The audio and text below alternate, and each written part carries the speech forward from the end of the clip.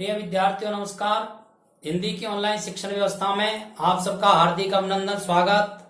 आइए प्रारंभ करते हैं आज का शिक्षण। आज का हमारा जो शिक्षण का प्रकरण है वह है कक्षा 10 और 12 के खंड क में पूछे जाने वाला अपठित बोध। अपठित बोध से संबंधित दो प्रश्न पूछे जाते हैं। एक होता है अपठित गद्यांश और एक होता है अपठित पद्यांश या काव्यांश। अपठित का अर्थ है जिस कक्षा में हम पढ़ते हैं उस कक्षा की पाठ्य पुस्तक से बाहर का गद्यांश या काव्यांश।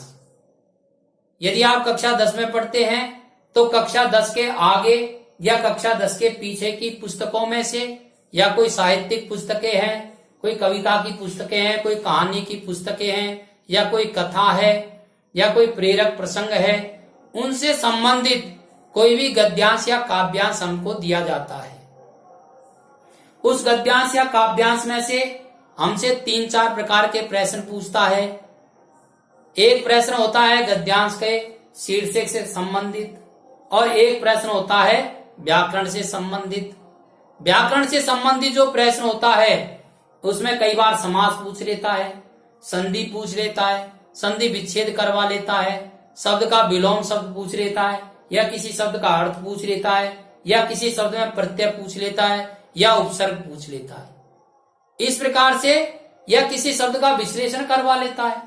तो व्याकरण से संबंधित ऐसे प्रश्न पूछे जाते हैं। 2-3 प्रश्न ऐसे होते हैं जो उस काव्यांश या गद्यांश पर आधारित होते हैं। उनके उत्तर हम आसानी से गद्यांश में से निकाल लेते हैं। सावधानी इतनी रखनी है कि उन प्रश्नों के जो उत्तर हम देंगे वो मौलिक भाषा में होने चाहिए। कई बार विद्यार्थी क्या करता है, गद्यांश या काव्यांश की पंक्ति को ज्यों के त्यों लिख देता है, तो इससे उसका उत्तर प्रभावी नहीं होता है। सही तो हो सकता है पर प्रभावी नहीं होगा। यदि आप अपने उत्तर को प्रभावी बनाना चाहते हैं, आपका उत्तर प्रभावी बने, एग्जामिनर को प्रभावित करने वाला बने, तो आपका उत्तर मौलिक भाषा में होना चाहिए। आप गद्यांश में से शब्दावली उठा लीजिए, लेकिन उसका सरलीकरण या उसको लिखने का जो तरीका वो आपका मौलिक होना चाहिए। महत्वपूर्ण जो प्रश्न है इसमें वो प्रश्न होता है उस गद्यांश का शीर्षक निकालना। अब शीर्षक कैसे निकालें, तो शीर्षक निकालने से संबंधित कुछ बातें मैंने आपको यहां बताई है।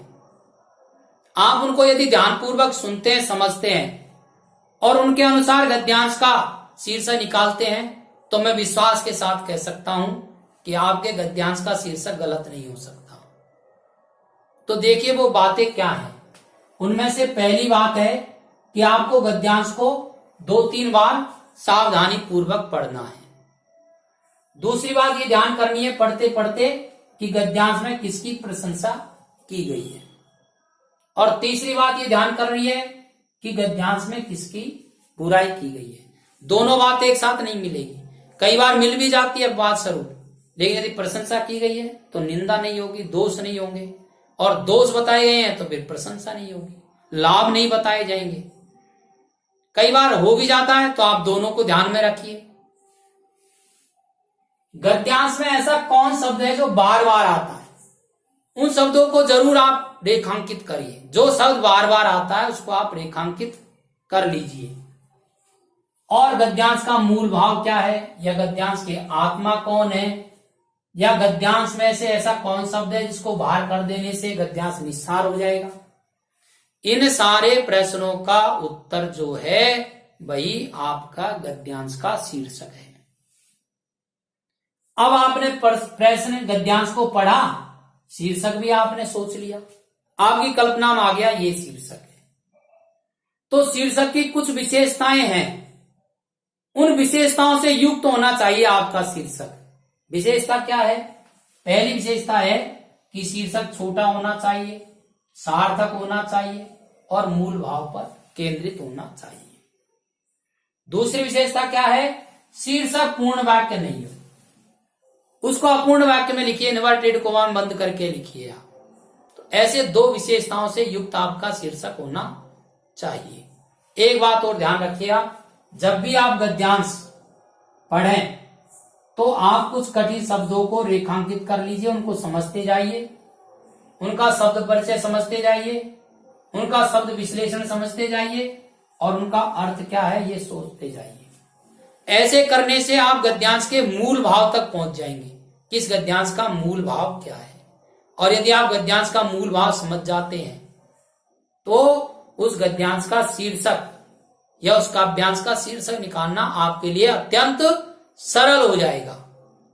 अब मैं आपको एक गद्यांश पढ़ करके सुना रहा हूं, आप उक्त जो बातें हैं इनको सोचते रहिए। अंत में आपसे प्रश्न पूछा जाएगा कि इस गद्यांश का शीर्षक कौन होगा। तो गद्यांश सुनिए। भोजन का असली स्वाद उसी को मिलता है जो कुछ दिन बिना खाए भी रह सकता है। जीवन का भोग त्याग के साथ करो, यह केवल परमार्थ का ही उपदेश नहीं है, क्योंकि संयम से भोग करने पर जीवन में जो आनंद प्राप्त होता है वह निराभोगी बनकर भोगने से नहीं मिलता है। अकबर ने 13 साल की उम्र में अपने बाप के दुश्मन को परास्त कर दिया था, जिसका कारण था अकबर का जन्म रेगिस्तान में होना और उसके पिता के पास एक कस्तूरी को छोड़कर और कोई दौलत नहीं थी। महाभारत के अधिकांश वीर कौरवों के पक्ष में, मगर जीत पांडवों की हुई, क्योंकि उन्होंने लाक्षागृह की मुसीबत को झेली थी। उन्होंने वनवास के जोखिम को पार किया था। श्री विंस्टन चर्चिल ने कहा है कि जिंदगी की सबसे बड़ी सिफत हिम्मत है। आदमी के और सारे गुण उसके हिम्मती होने से ही पैदा होते हैं। एक बार और पढ़ेंगे हम इसको, उसके बाद हम इसके शीर्षक के बारे में विचार करेंगे। आप सोचते जाइए किसकी प्रशंसा की गई है या किसकी निंदा की गई है, या कौन शब्द इसमें बार बार आ रहा है, या किन शब्दों की ओर संकेत किया जा रहा है। भोजन का असली स्वाद उसी को मिलता है जो कुछ दिन बिना खाए रह सकता है। जीवन का भोग त्याग के साथ करो, यह केवल परमार्थ का ही उपदेश नहीं है, क्योंकि संयम से भोग करने पर जीवन में जो आनंद प्राप्त होता है वह निराभोगी बनकर भोगने से नहीं मिलता है।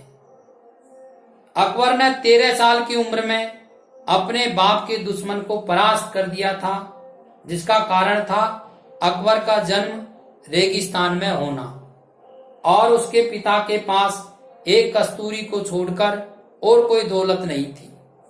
महाभारत के अधिकांश वीर कौरवों के पक्ष में, मगर जीत पांडवों की हुई, क्योंकि उन्होंने लाक्षागृह की मुसीबत को झेली थी। उन्होंने वनवास के जोखिम को पार किया था। श्री विंस्टन चर्चिल ने कहा है कि जिंदगी की सबसे बड़ी सिफत हिम्मत है। आदमी के और सारे गुण उसके हिम्मती होने से ही पैदा होते हैं। बताइए इसमें किसकी प्रशंसा की गई है? ऐसी कौन बात है जिसकी प्रशंसा की गई है, या ऐसा कौन शब्द है जो बार बार आ रहा है? तो आपके ध्यान में आ रहा होगा, इसमें जो शब्द आया है, एक तो इसमें हिम्मत शब्द आया है,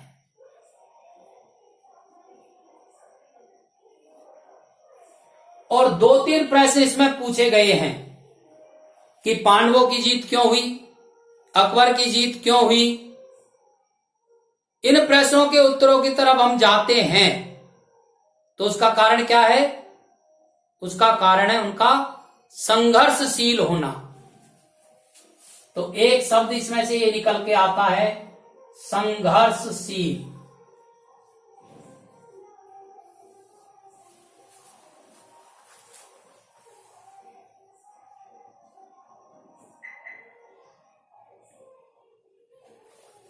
अब संघर्ष किसके कारण से होता है, या हिम्मत को क्या कह सकते हैं? तो हमारा शीर्षक भी यही होगा। हमारा शीर्षक क्या होगा? हिम्मत और संघर्षी जीवन।